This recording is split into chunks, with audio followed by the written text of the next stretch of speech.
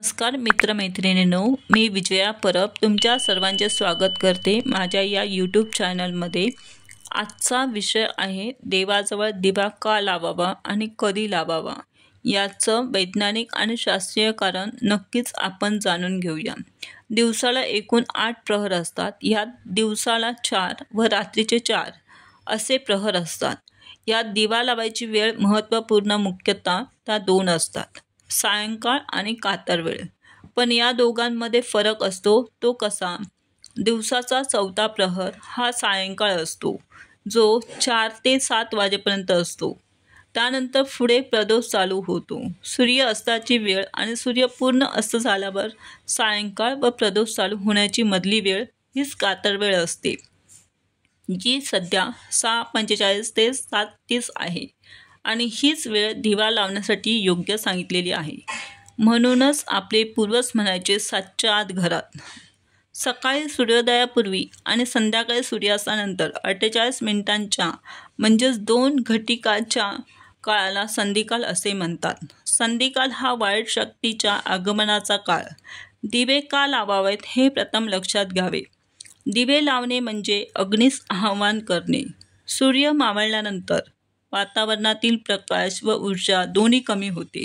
यामुळे जे जीवजंतू सूर्यप्रकाशात टिकू शकत नाहीत असे जीव वातावरणात लगेच पसरतात, शरीरात प्रवेश करू शकतात व स्वास्थ्य बिघडवू शकतात।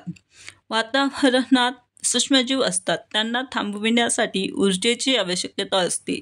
सूर्य मावळल्यानंतर ती ऊर्जा सर्वत्र दिवे लावून मिटवता येते, म्हणून दिवे लावावेत। तसेच प्रकाशाचीही कमतरता भरून निघते। ही वेळ अत्यंत महत्त्वपूर्ण आहे, कारण बऱ्याचदा वाईट शक्तींचा त्रास हा तिन्ही सांजेच्या वेळी म्हणजेच कातर वेळी सर्वात जास्त प्रमाणात होते।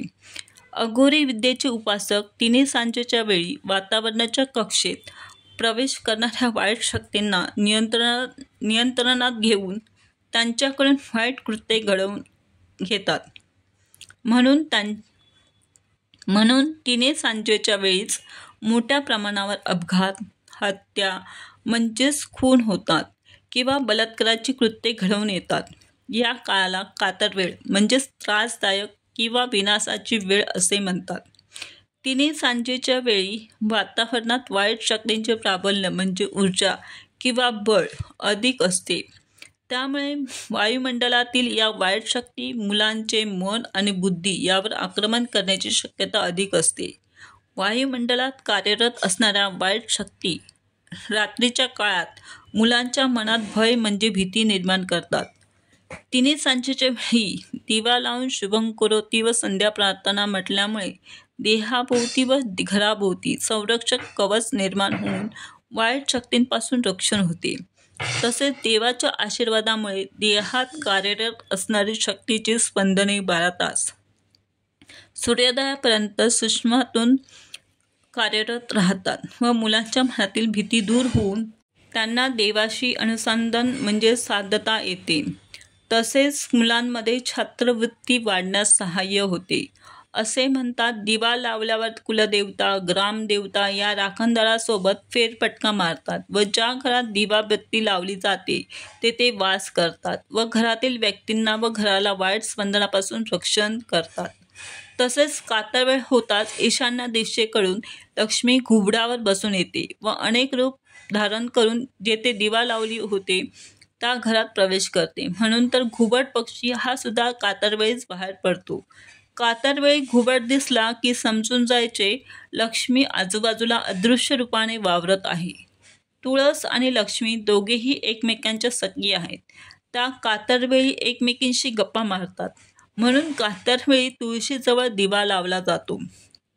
संध्याकाळी 6:30 नंतर केव्हाही दिवा लावावा। दिवा लावल्यावर घरातील सुवासिनीने दिवा लावला की घराचे मुख्य दार उघडून हातात हळद कुंकू घेऊन थांबावे व कुलदेवता, ग्रामदेवता, लक्ष्मीला घरात येण्यासाठी आमंत्रण द्यावे आणि उंबरठ्यावर हळद कुंकू वाहावे। देवाजवळ आणि तुळशीजवळ दिवा लावून देव आणि दिवा यांना नमस्कार करावा। हल्ली सगळेच कामात व्यस्त असतात। संध्याकाळनंतर सगळे घरी येतात, मग दिवा करायची वेळ चुकते। अशा वेळी आल्यावर हातपाय धुवून दिवाबत्ती नक्कीच लावावा. कारण जसं आई वडील मुलांची वाट पाहतात की मुले कधी घरी येतील, तशीच तीच वाट आपली कुलदेवता देखील बघत असते. कारण घरातून बाहेर पडल्यावर परत घरी येईपर्यंत आपली जबाबदारी तीच घेत असते. त्यामुळे आपण जेव्हा घरातून बाहेर पडताना आईबाबांना किंवा इतर सदस्यांना आणि आपल्या कुलदेवता किंवा स्वामींना येतो म्हणून बाहेर पडावे. त्याचबरोबर असेही म्हणावे, तुम्ही माझ्यासोबत राहा. आणि घरी परत आल्यावर आपल्या कुलदेवतेचे आणि स्वामींचे आभार माना. पण आता दिवस खूप बदललेले आहेत. संध्याकाळ झाली की वेळ लागतात ते बार, पब, क्लबमध्ये बाहेर जाण्याचे. दिवा लावणे तर दूर राहिलं, बिल येतं म्हणून घरातील लाईटसुद्धा बंद करून जातात लोक. याचे परिणाम ते वेगळं सांगायला नकोच, आपण पाहतच आहोत. श्री स्वामी समर्थ. ही पोस्ट जर तुम्हाला आवडली तर लाईक, सबस्क्राईब आणि तसेच कमेंट्स करायला विसरू नका.